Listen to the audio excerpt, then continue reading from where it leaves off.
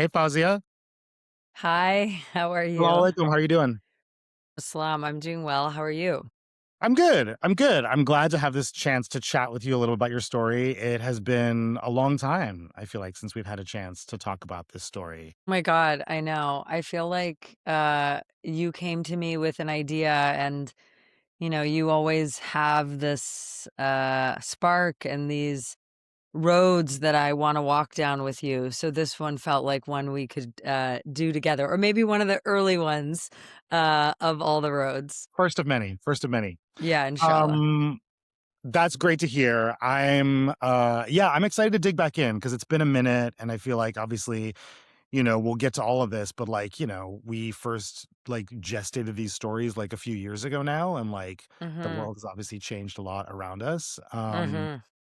And so I'm curious to hear like how this story is like hitting for you now. Because I feel like a Mm-hmm. lot of them hit for me a little bit different than they did a few years Mm-hmm. ago.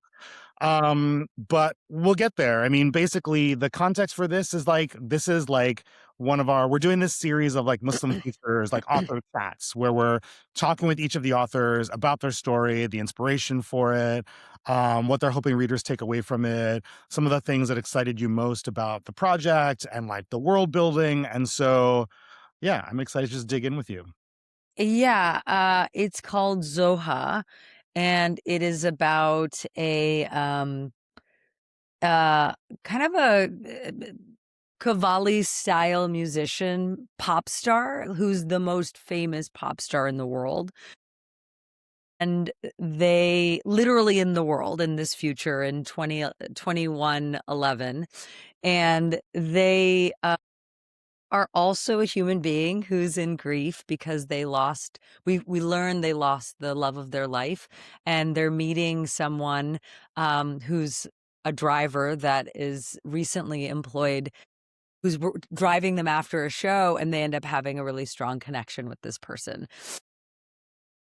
That's it. That's what it's about. But it really kind of came from the idea of, you know, can you imagine if, we were a Muslim was the Beyonce, a Muslim was the Taylor Swift, a Muslim was that Yeah, person. I love that. You It naturally, actually re-excites me talking about it because I'm like, wait, this I is love it. really relevant. We ought to make Totally. this short film. That's next. That's next Yeah. in line. Yeah. Um, but yeah, you organically went to the place where I was gonna ask you to unpack this a little bit more, and so maybe you can go a little bit deeper into this in terms of just like thinking about like what is the inspiration for the story, and I think, Hmm. and also the inspiration for the world, right? Like we were Yeah. speaking about this a little bit before we kind of got going, but like I'm really curious, sort of like where you emotionally grounded into the character Uh-huh. story, right? That's one piece. But then obviously there was also this like bigger world that you're constructing that has like deep emotional value for you as well. And I know you came at those two things from very different places, but they meld so seamlessly. And so I'd love for you to talk a little bit about what was the inspiration for the world and also the inspiration for the character story that you created. Yeah, I mean, I think it was, when we think about, sitting down to write, I mean, my sort of um circuitous path to getting to this world of creating, writing, directing, being an artist, it comes from a place of necessity of I wanted to be an actor, but then there were no roles, and so I started writing roles, but the roles were also weird or problematic or non-existent. And so and just being alive as a queer Muslim person of color in the world, you are usually just faced with walls of conflict and these obstacles.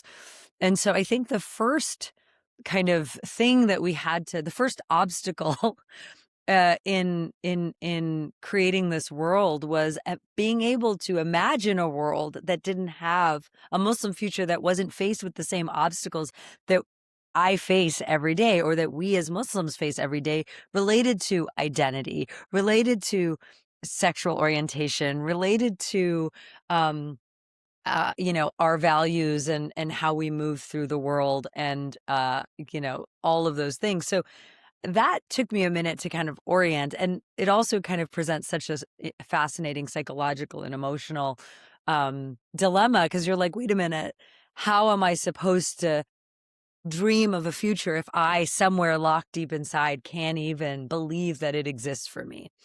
Um, and I found it really fascinating because, my own personal work that I create, it deeply centers joy and deeply centers the manifestation of a world that is positive and full of love, and queer people thrive and queer Muslim people thrive, and we all sort of like share a vision of equal, liberation for all. And so I don't know, it was a fascinating conundrum, but um I had been thinking a lot about, I love music. Music plays a big role in my work. Um, and just in some conversations I was having with, like, my wife and, like, my manager, Alexander, who's I work with creatively as well, it was just this idea of, and I think when I was writing this, I'm trying to remember if I was in post on my feature. Anyway, but it was just like, I'm often fascinated by what if the most powerful people spoke out or in favor for our communities. Um, and musicians have a lot of power and influence, uh, and their celebrity and the things they espouse has a lot of weight with their followers. And, even in some of my own personal past work, like, I've imagined those people. So it was like, I made a web series called Cam Kardashian about the long lost lesbian Kardashian sister, because I used to imagine, what if the Kardashians spoke out positively about queer people? And this was Mm, before, their parent came out as transgender. And then also, I imagined a documentary called The Muslim Trump, about before, he was elected the first time. Like, why does he hate Muslim people so much? Oh, he must have been scorned by a Muslim woman and has a daughter named Aisha Trump somewhere. So just this imagining and inserting ourselves in popular culture, as marginalized communities, has been something I've been fascinated by. So I think that's some of the backstory to getting to ZOHA, the most famous Muslim pop star. Um, and then when I was still trying to look for the conflict of the story in this Muslim future, because no matter how joyous our future can be, we still age. We still uh, deal with death and grief. And, something I am obsessed with, someone I am obsessed with, is my wife and my love for my wife. And love for me is the fuel with how I do everything I do at such a fast pace or obsessively. Love is why I'm able to be a writer and director in the worlds that I am. Love is what keeps me going. And I can't help but also, I think about, what my life would be if I didn't have that love. But I also think about whether it's good or not, or healthy or not. I think about what will my life be if I were to lose that love. And I think, I've thought about that before, and I think about that, and I think I, channeled that into the Zoha character of, you can have everything, but in the world, and you can live in the perfect future, but when you still have to somehow move through grief. So that's kind of the backstory for the story. yeah. Yeah, I mean, what you're saying really resonates with a lot of the sort of, like, overarching mandates that we kind of gave ourselves for, like, what these stories would look like, right? This idea of, like, if you're creating an aspirational future, like, what does dramatic conflict look like, right? Because, like, sort of, you know, Muslim tropes and also just sort of, like, colonized storytelling formats will tell you that, like, conflict is achieved through, like, the threat of violence and, trauma and oppression and all these Mhm. things that are so, like, rooted into the way that we see ourselves depicted by other communities in mainstream Mhm. culture, like, for decades and generations. And so this idea of, like, like, what if we're in these aspirational futures and we're, like, trying to redesign, like, what does dramatic conflict look like? Like, it's Mhm. almost experiment in, like, reverse engineering, like, a more aspirational, like, way of telling stories and story structure in general. And so, like, I think Mhm. your story and so many in the anthology, I think, are just, like, such a great example of, like, how do you really sort of, like, look at, something like love and loss from a perspective of, like, deep emotional turmoil in a way that, is really authentic and aspirational in a way that, we wanna be seen. And so I love that about Mhm. your story, and it does ring very, very true in terms of the way that you created the characters, not just only on the page with the written word, but obviously also this is one of the ones that exists in a graphic novel format. Mhm. Super exciting.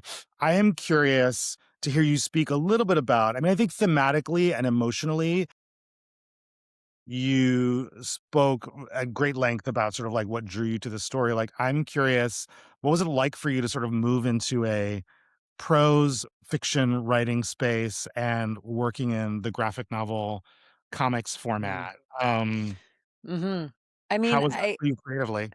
I mean, I feel like I probably started in a prose space, not as a writer necessarily, but, as an English major or, writing in my journal, dreaming that one day this would mean something, as a kid, and so it was exciting. I feel like, there's a book in me to write, inshallah, one day, maybe more. And so I took it as a great, like, we had these sort of processes, in our development. And I feel like the first process was very like more a poem of sorts. And then like a long, long poem, with just images and feelings and moments.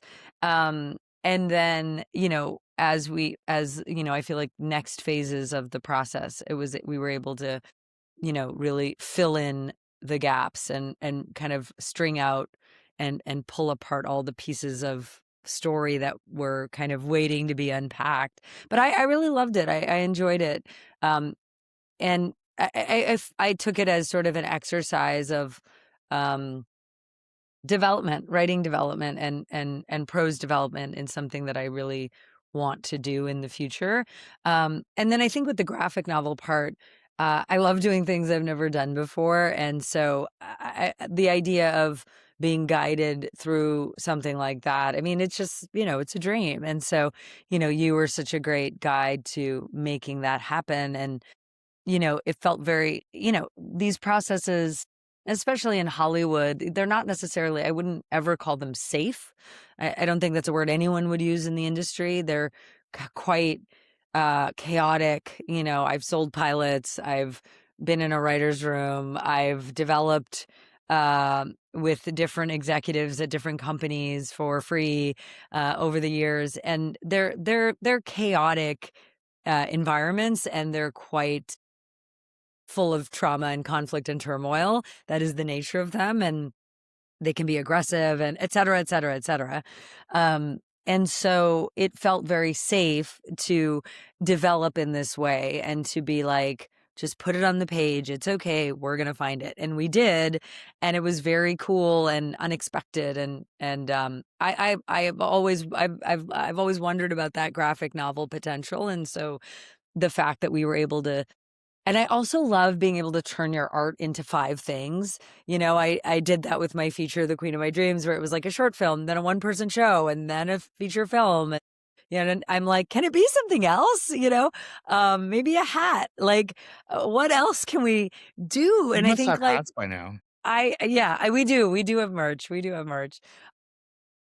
But so it was really fun and very in my vibe, to be able to take something that started as like a deeply emotional, like prosy poem, and turn it into a short story for a book that then we developed into a graphic novel. And it was amazing. And I think that's thanks to your sort of commitment to the world and obsession with that form of storytelling, because there's so many elements to it that are, where do you find the colorist, the ink person, the person who does the lines, like, and how do you trust that it is what you know what I mean? It's so meant, the panels, the number of panels. I mean, it's just such a different language. And so it was amazing to, I wouldn't say in any form that I could like do it again off the top of my head, because it's been a minute, but I loved engaging in that process with you. I did too. I did too. Obsession is the right word for it. It's a good Mhm. word for it. But also Mhm. like, this is a co-created thing. There was a lot of hands in the Mhm. I'm gonna mix my metaphors, but there's a lot of cooks in the kitchen, but in the best Yeah. possible way, in the very A best lot of possible way. cooks, a lot of hands, lots of paintbrushes, Yeah. lotta Yeah, lotta get some pencil paintbrushes in the drawings, soup. It's good. a lot of It's good. singers, a lot of clapper yeah, a lot of artists Totally. play a role in all of it, as they do. I mean, I think people tend to look at I mean, maybe some art is singular. I don't think anything I create is singular. I think I have a deep obsession with my mission, and I think I'm great at collaborating and bringing people together and also, like, pushing us forward and bringing good people together who have great taste. I think that's how I make movies. And so I think this process, having all of those hands on the work to me feels really cool and natural. And I think a reflection of the kind of work that I want to make, but also the community that I want to live in. Yeah. I mean, that's one of the things that anthologies are so great for, right? It's like the point is to have an abundance of cooks in the kitchen in that Yeah, case, right? 100%. So, thinking about this story now, I've gone through this exercise of like, having thought about the stories now in a very different political context. I mean, not a Hmm. dramatically, I mean, basically sort of an escalated political context and an escalated sort of social context, right? Like when we wrote these stories, we were writing these stories in a place of like, Islamophobia, in a place of xenophobia, in a place of transphobia. Like all of these things were, very apparent to all of us 3 years ago. But, Hmm. obviously, in the year now, 2026, all of this is heightened. All of this is, the volume is turned up on all of it. And so, like, things are increasingly dangerous. And thinking about like living in like a creeping dystopia, or maybe it's not creeping, it's like a racing dystopia at this point, and trying to in the midst of that, like construct aspirational futures where we have all the conditions to thrive, where we're not defined by trauma anymore, where we're, able to manifest authentic experience like through our true values. Like, I'm curious how that story is hitting for you now in the current time. And also specifically, like, when you think about constructing an aspirational future, in a story world, while we are living through a dystopian real world, like what is the value of being in that story space for you? What do you get out of it? What do you hope readers are going to get out of being in that story world that you've created and the narrative that you constructed and the characters that you've created? I mean, it's challenging to remain positive about the world we're in. And at the same time, maybe this was always the world, and it's just that the lids of the pots are lifted and people aren't pretending, and they people feel more empowered to speak their truths, their kind of like disgusting truths. But it's not like it wasn't there. Um, and maybe I'm just thinking out loud right now in real time because I th- I feel like the way that I have always moved forward, because while the world may not have felt like this globally, sort of as this like global ummah experiencing this toxicity at the same time, and maybe we've never had so much connection via technology to experience feel like we're experiencing all of it in every city in every town in every country around the world the way we are right now. I do feel like on an individual basis, we individuals have experienced these things for years and have found ways through it. And and I don't think I've experienced, by any means worse than many, many people in the world. But just to sort of think of my own, you know, life getting to this point, I've felt completely shut out from Muslim community. I felt completely shut out from family. I've felt completely shut out and felt unsafe in all the spaces. And the way I found my way through was creating the world that loved me and my communities and my people and in art, in making these silly web series or like short films, but like finding safety in that work. and believing that there was something possible. And so I don't know if I really even have a real answer. I guess it's just that I feel like we have to keep believing that are our values matter and that liberation is possible and that liberation comes from every act moment to moment. We can't just get there. Like anything, we'll never just get there. We have to do every little thing every single day. And we can't stop doing those tiny, tiny, tiny things every single day. It's like anything, whether it's eating well, feeling healthy, working out, muscle building, becoming a director or an artist. Like, you can't just be like, I'm at the top of the game. It's like you have to do all the things for 10 years or 20 years or 30 years, and you never know when you'll break through. And so I think we have to believe and do every day, and we take breaks and we rest and we find comforting community, we help each other.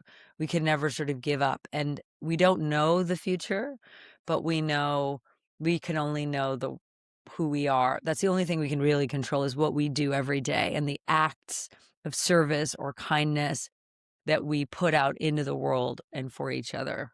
And so reflecting back on this story, I think that my wife was telling me that while at Sundance this year, she learned that this Muslim show, that was a Canadian Muslim show, Little Mosque on the Prairie, to this day has had some of the greatest impact on how non-Muslim people see Muslim communities. And it was, a fun starring Zeeb Sheikh, this great little show, sweet, silly, just like chill. But it was not about all the things that the West kind of makes Muslim stories about. It was just a sweet family community story set in the prairies of Canada.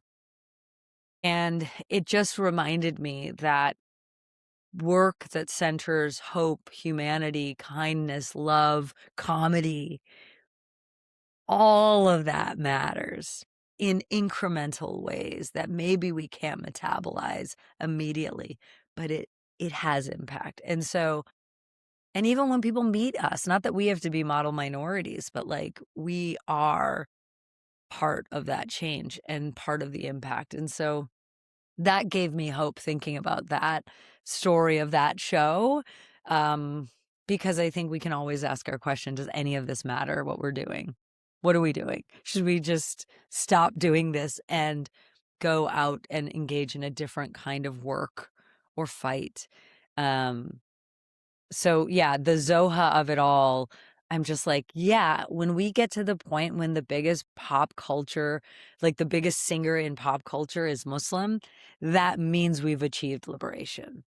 Like that. So it's sort of like ZOHA is the goal because that means it's liberation for all.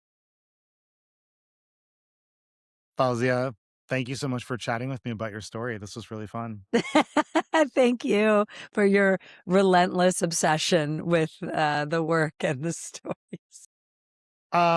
It's such an amazing collection of stories. I'm so glad that I you. can't wait. Everyone should buy them when they come out. Like, it's Yeah, gonna be well, I mean, thankfully, the campaign for pre-orders is open now, so, like, there'll be a how link somewhere convenient. down there to just, like, click on it and pre-order your copy. Well, pre-order your copy. They're great. They'll be great gifts, honestly. Totally. Incredible gifts for people. Buy them for everybody in your community, family, friends, non-Muslim people. We were just Need them. talking about impact. They Are you need them. kidding me? Libraries. Love Love it. it. So great to talk with you, um, and we'll talk again soon. I can't wait. Inshallah, we will. I can see your house from here almost.